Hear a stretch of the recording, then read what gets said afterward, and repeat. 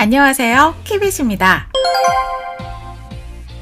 비트코인은 진정한 돈이 될 수 있을까? 2017년 암호화폐 붐을 한번 거친 지금 많은 사람들이 비트코인의 근본적인 가치에 대해서 질문을 합니다. 누군가는 비트코인의 근본적 가치는 0이라 말하고 누군가는 비트코인의 근본적인 가치가 몇백만 원이라고 말합니다. 사실 요즘 같은 하락장에 가장 많이 나오는 질문과 의문이 아닐까 싶습니다. 어느 누군가는 이 비트코인이 말 그대로 영원히 되어버릴까 무서워 암호화폐 시장을 떠나려고 할 겁니다. 그래서 저희 키빗이 이 비트코인의 가치에 대해서 알아보겠습니다. 화폐란 무엇일까요? 여러분은 화폐를 뭐라고 생각하세요? 오늘날 우리는 화폐를 너무 당연하게 생각하기 때문에 화폐에 대한 생각도 많이 안 해본 것이 사실입니다. 화폐라는 것은 간단하게 교환의 매개입니다. 그럼 화폐라는 것은 시장에서 교환되는 다른 여러 가지 상품과 다른 것일까요? 아닙니다. 많은 경제학자들은 화폐를 인류의 가장 위대한 발명품이라고 부르기도 합니다. 간접 교환을 가능하게 하는 상품이니까요. 그렇다면 화폐도 분명히 수요가 있는 재화입니다. 즉, 화폐란 간접 교환을 수월하게 해주는, 그래서 엄연히 수요가 존재하는 교환의 매개라는 상품입니다. 화폐의 가격은 무엇일까요?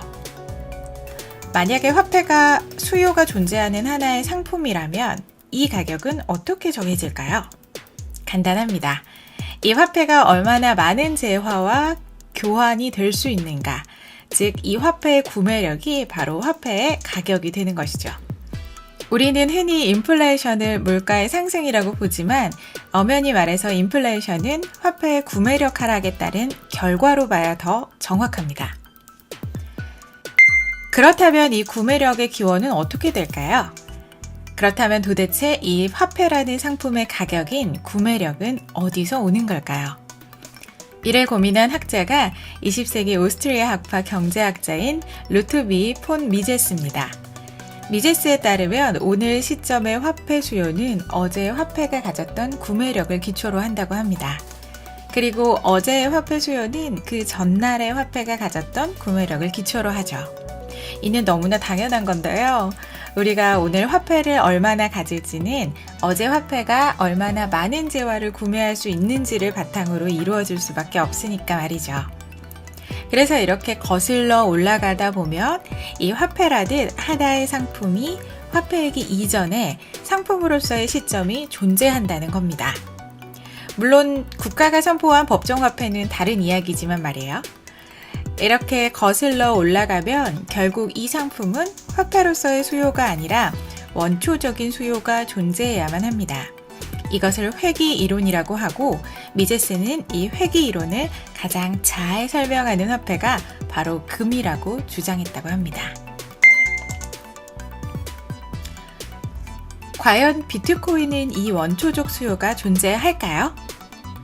비트코인의 원초적 수요에 대해서 알아보기 이전에 금은 과연 원초적인 수요가 존재했는지에 대해서 알아봐야 할 것 같습니다. 금은 원초적인 수요가 존재했을까요? 네, 존재했습니다. 금은 화폐가 아니고도 그 반짝반짝 빛나는 아름다운 외형과 희귀하다는 특성에 반해 사람들이 장신구로 사용했죠.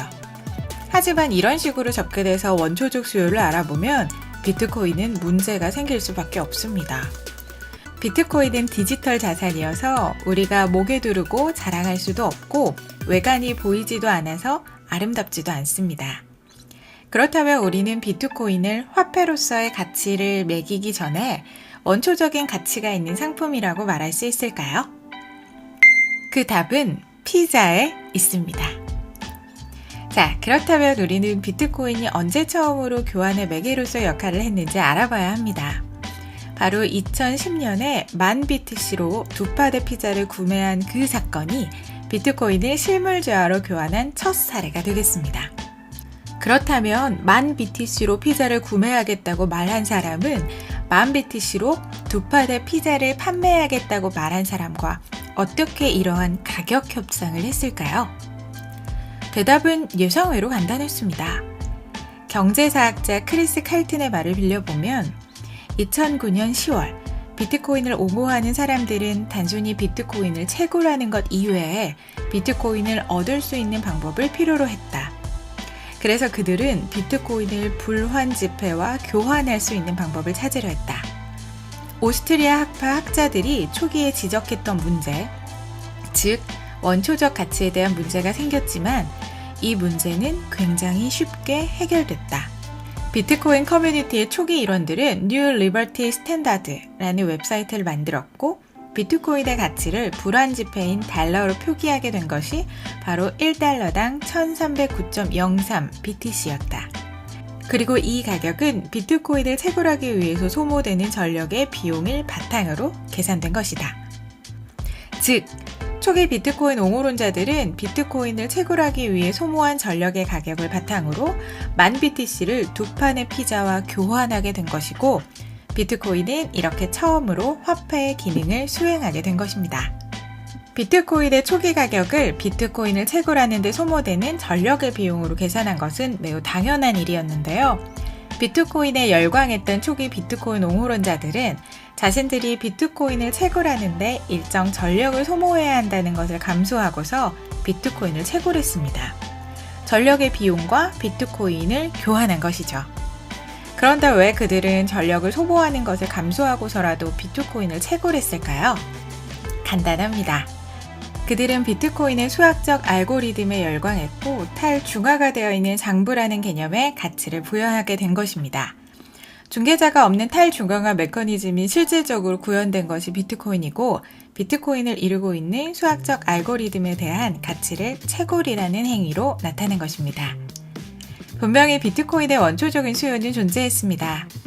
만약에 이러한 원초적인 수요나 가치가 존재하지 않았더라면 아무도 이 비트코인을 채굴하지 않았을 것입니다. 비트코인이 탈중앙화 장부인 블록체인으로 이루어졌다는 것과 특정한 정보를 수학적 알고리즘으로 저장할 수 있는 이 기능에 IT 매니아들이 가치를 매기게 된 것입니다. 즉, 이러한 이유로 비트코인은 금과 같은 상품화폐의 기능을 충분히 할 수 있다고 하는 것입니다. 즉, 비트코인은 원초적인 가치를 가지고 있는 상품이자 화폐인 것입니다. 지금까지 키빗이었습니다. 고맙습니다.